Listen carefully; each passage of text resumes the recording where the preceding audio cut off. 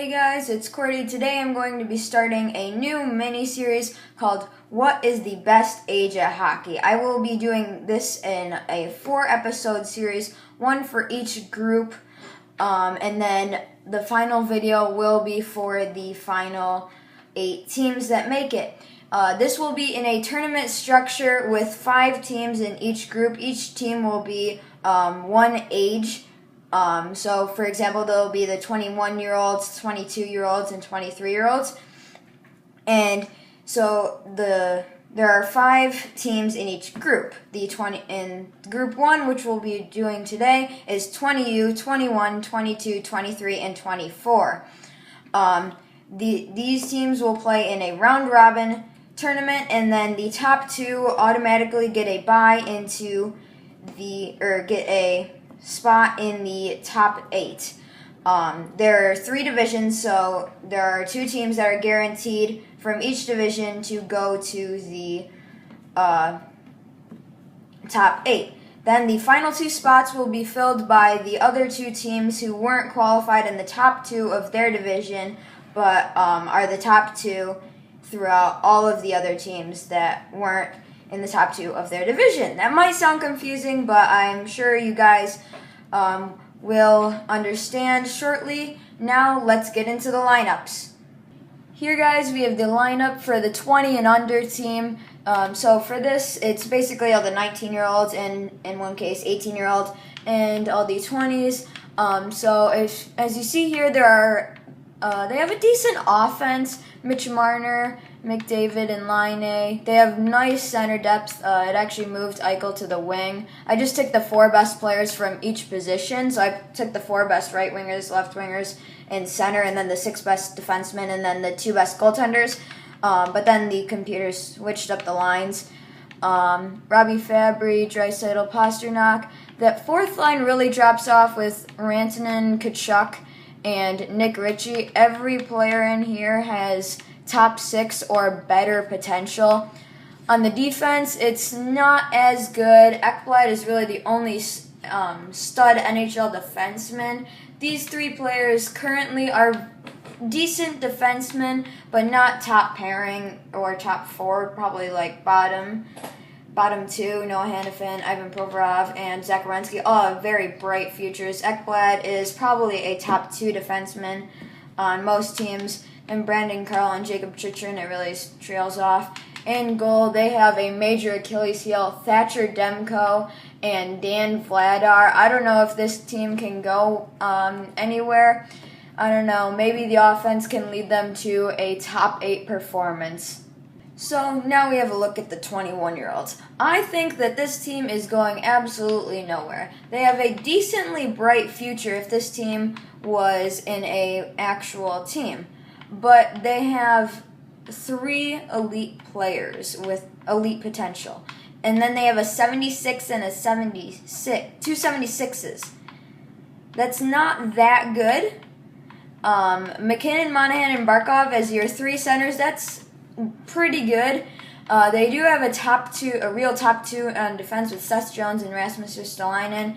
Zdorov and Nurse is probably like a bottom pairing team on a decent team. And then Morrissey and Theodore might be not the best for them. And in net, a common theme with all these younger teams, especially the 20U and 21s, is goaltenders haven't really developed. Forwards develop a lot faster, I think, than goalies. I don't think you're going to get a stud goalie right off of the draft. You're not going to get someone who's average goaltender right off the draft. Like you can get Austin Matthews from the draft, and he's going to be NHL ready. He's like the first line center, I'm pretty sure, for them.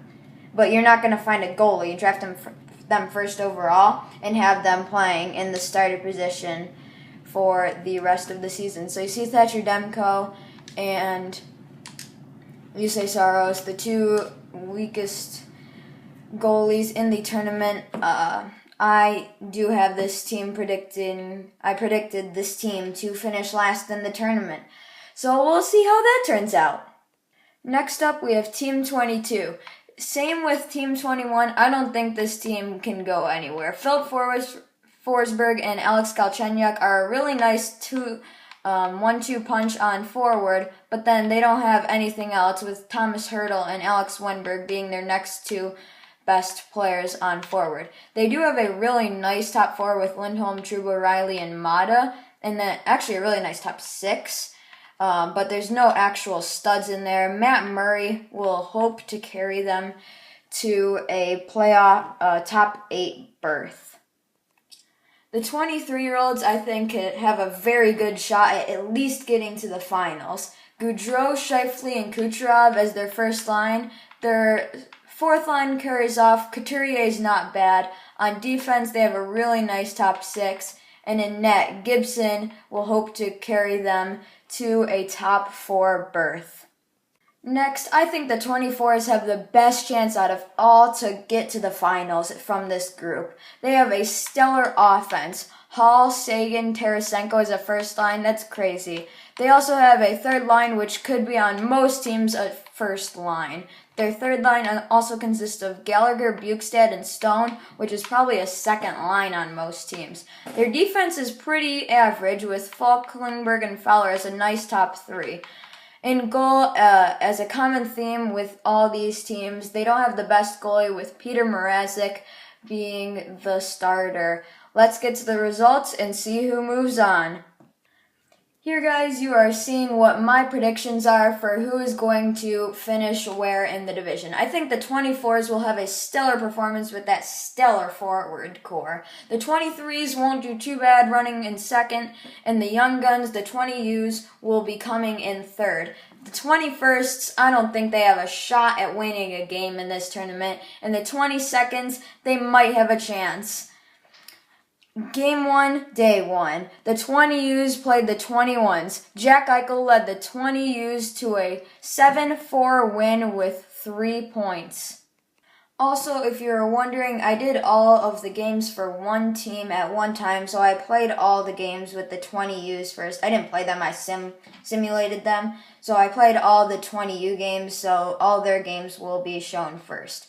Next, the 20Us and the 22s battled it out. I think that this game will be a representation. The winner is who will come in third, I think. The 20Us edged out the 22s 3-1 with Thatcher Demko standing on his head.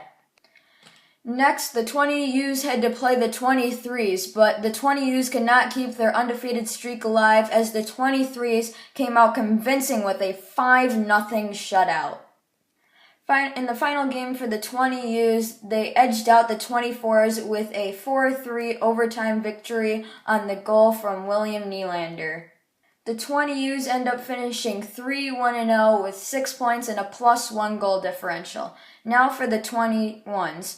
The 21s did not look so hot as they first played the 22s. It was very close until the third period, but then the 22s separated with a 3-goal third period. Next, the 21s had to play a very convincing 23-year-old team. John Gibson held it down for the 23s in a 5-2 victory. The 21-year-olds are the first team to officially be eliminated from reaching the top 8. They finally had to play a game against the 24-year-olds for pride, but could not do it, losing 5-3.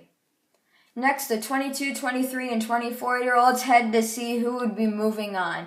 In a game with the 22s and the 23s took a 3-goal second period and won the game 4-1.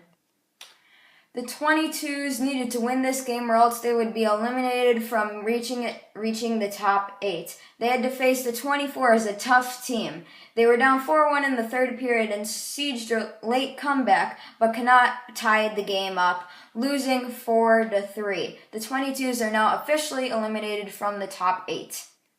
In a game for first place, the 23s and the 24s played their hardest. The 23s eventually came on top, though, winning 5-2. So guys, here are the final results. The 23-year-olds were very convincing, winning all 4 of their games, getting 8 points and a goal differential of +14. They guarantee a top 3 spot. If you finish in first place in your division, you are guaranteed a seed 1, 2, or 3. I forgot to mention this when I was explaining the rules. If you get the second seed, you are guaranteed 4, 5, or 6, and then the wild cards are guaranteed 7 and 8. That way you don't have a second seed getting higher than a 1 seed. I just want it to be fair. The 20Us finished 3 and 1, only losing to the 23s, getting 6 points and only a +1 goal differential though. The 24s looked pretty decent, going 2-1 and 1, getting 5 points and a -1 goal differential. The 22s and the 21s did very poorly, going a combined 1 and 7, only getting 2 points together, and a combined -14. The 22s and the 21s are officially eliminated from contention of getting a wild card spot. The 23s are guaranteed a top 3, and the 20 unders are guaranteed a spot anywhere from 4 to 6. The 24s will have to wait and see how other teams do to see if they get either the 7th seed, the 8th seed, or if they bubble and get the 9th seed. I hope you guys enjoyed this episode, and I will see you in the next one. Bye!